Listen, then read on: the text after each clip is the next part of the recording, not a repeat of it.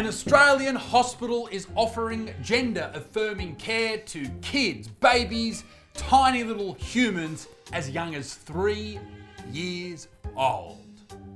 Wow. This is the state of affairs in Australia, and yes, we are a few years behind America on this. Like many other things, we are always behind, but finally we're catching up. Finally, we're giving toddlers gender-affirming care. Good on us. You can call me transphobic, you can say this is hate speech, but this is nothing more than woke parents and even woker doctors who are terrified of losing their jobs, just saying what people want to hear. And a woke government too terrified to do anything. They just stand there, terrified of losing their jobs. And we have to speak up about it. We have to. Why? Because the people whose lives are at risk here are children, the ones who we need to be able to be vocal for.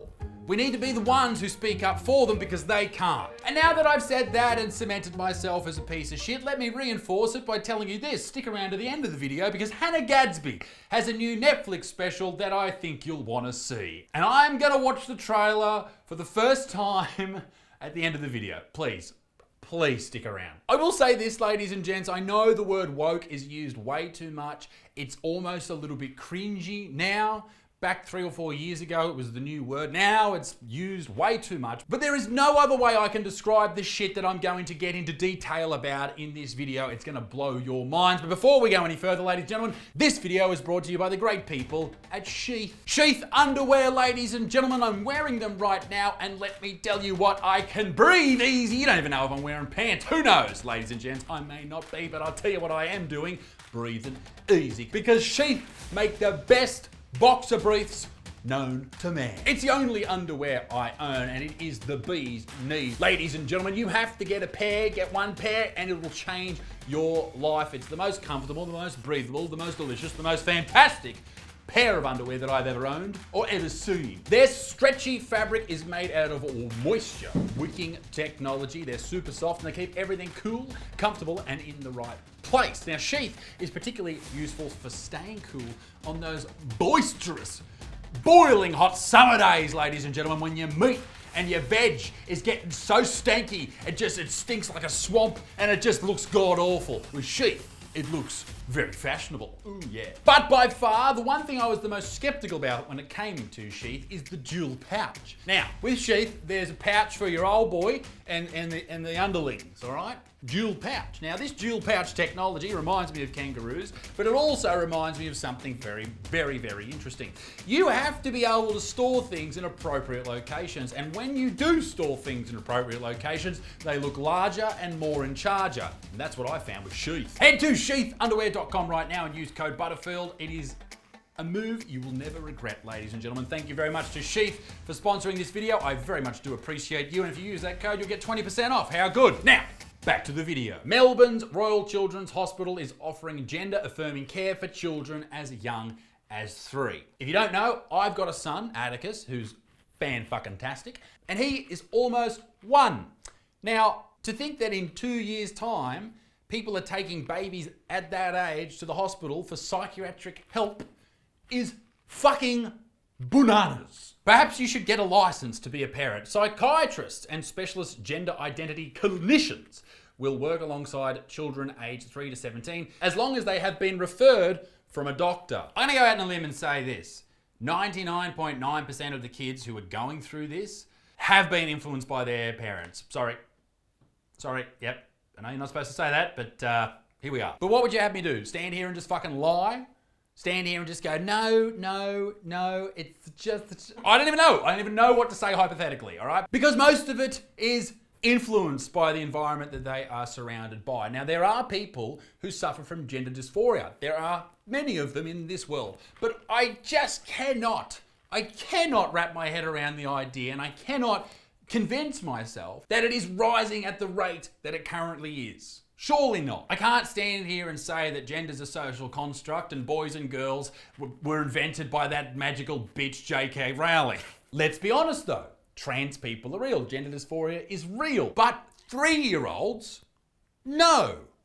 fucking no way. Now, to be fair, this hospital is only to focus on gender affirmation and talking to the child and their family, as well as ensuring adequate support is in place at both school and at home for kids that are really young, particularly for the kids who are yet to go through puberty. But don't you think that if you are to do this to a young child, then it's just going to cement them into this lifestyle for the remainder of their lives? And for some, this is really handy because they are actually gender dysphoric. But surely it's not as common as we are seeing. There is nothing wrong with being trans. Nothing. Nothing at all. As long as you are old enough to make those decisions for yourself. All right? If you are 18 plus and you want to get surgery, by all means. If you want to take medication, by all means. But for kids, not a chance. I cannot be okay with that. Particularly not for a 3-year-old. Now, there are some people seeing sense in this field.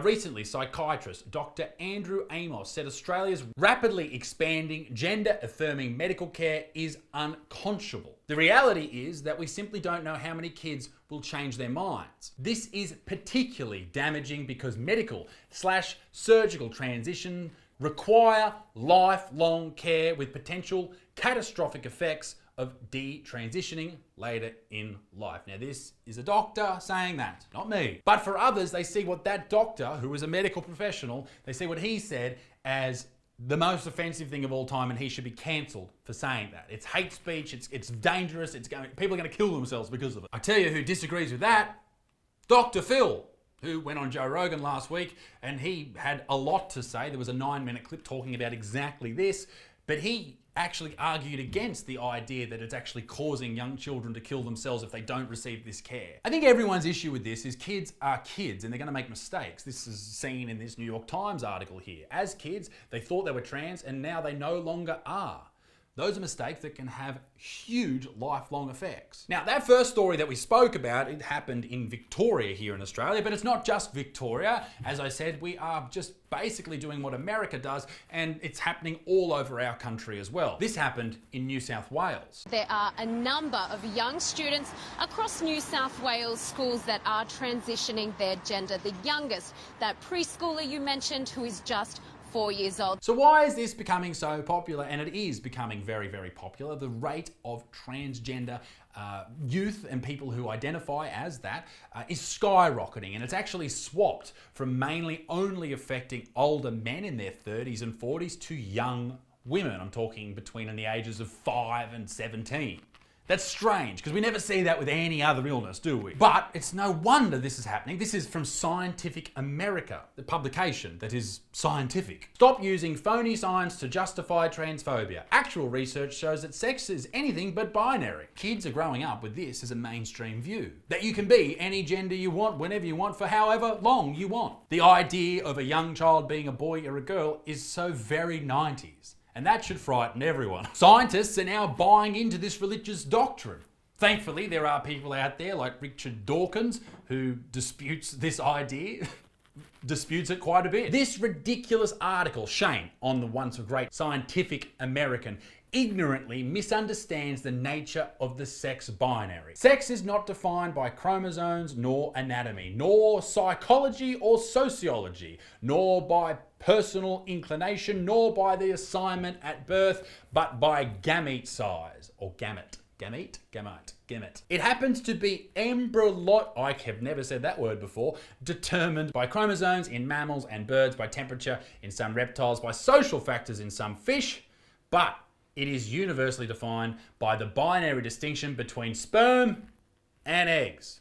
You either have sperm or you're eggs, and the people who carry sperm are male and the people who carry sperm are female. Have you all got it? Perhaps jot it down. I did see one person who dared to speak out against this and was attacked for, how dare she, going against the religious doctrine. And that was Hobart City Councillor Louise Ellett. And she'd been suspended. Why? She stated this in just insulting sentence. Trans women are trans women and remain men. How dare you, Louise? And you deserve the $10,000 penalty that was taken from your bank for speaking the truth. And all of this sets us on the collision path that is the rising rate in which children are identifying as the opposite gender. Now, I did promise you Hannah Gadsby, and I will deliver. Sit back, relax, and please enjoy Hannah Gadsby's new Netflix special. This evening we've got a whole bunch of fabulous and diverse genderqueer performance, and I am incredibly that's what I excited want. to bring this to you. I want genderqueer Last performers time when I go and Netflix watch brought comedy. This many trans people together, it was for a protest. So, progress. I like how they put the laughs from other parts of the show right there to make Hannah sound hilarious. A new Netflix comedy special, Hairy Legs. I'm trans, can you tell? Don't answer that! That was a test, you're passing, am I? That's funny, I like that, well done. About being the only woman that walks into the space in a men's suit that makes those straighties think you're the most interesting person. Like, the women are coming up to you like, Fuck yeah. I had a sexual experience with a woman once. I've got a sneaking suspicion that laugh wasn't from that part of the show. Just a sneaking one. I struggle with anxiety, but I don't want Deanne to say Smith, that she had a crack at me on because Twitter I'm once. naked Fuck you, from Deanne. now on. I say my mind sparkles with imaginary danger. Back when I was in school, kids used to call me a butt pirate. And that was kind of cute. I'm not mad at it. I'm really not. Although I will admit, I do personally prefer booty bandit or bum burglar. But I think Bum Bagel is good. I think that's funny. Well done. Sex work and performance art are very similar. No, it's not. Someone's always naked, and someone's always thinking, when is this going to end? we've all been there. Okay, so basically what I can deduce from watching that is this is a group of people who, if anyone else used their material, if they weren't trans or genderqueer or whatever you want to say, wouldn't get a Netflix special. They're only there because of how they identify or who they like to fuck. That's hilarious. And if I was a comedian who was in that position because of that, I would feel pretty shit. Anyway, don't get me wrong, there were some funny bits in there. I thought Bum Pirate or Bum Bandit was pretty funny. But I don't know, I just feel like if you are given a certain position and given a Netflix special just because of your gender queerness, that's gotta fucking hurt. Because at the end of the day, regardless of what your job is, you want to be treated like everyone else. And I imagine if you are gender diverse, you want to just get treated like everybody else. And that, Netflix, is not the way to do it. Okay. And Hannah Gadsby, I don't think you're trans. You might be. Good on you. Ladies and gentlemen, be a good motherfucker. Peace in the Middle East. My dick stinks. Toodle au revoir. Bye-bye. Ladies and gentlemen, thank you very much for watching this fantastic video by me. Now, ladies and gentlemen, some very important news. I am going on a world tour in 2024. If you are in the USA, the UK, Australia or New Zealand or any other part of the world, make sure you sign up for tickets at isaacbutterfield.com, and as soon as they become available, you will get an email. You'll be able to get them straight away and you won't miss out. Ladies and gentlemen, thanks for watching. Once again, see you next time. Bye.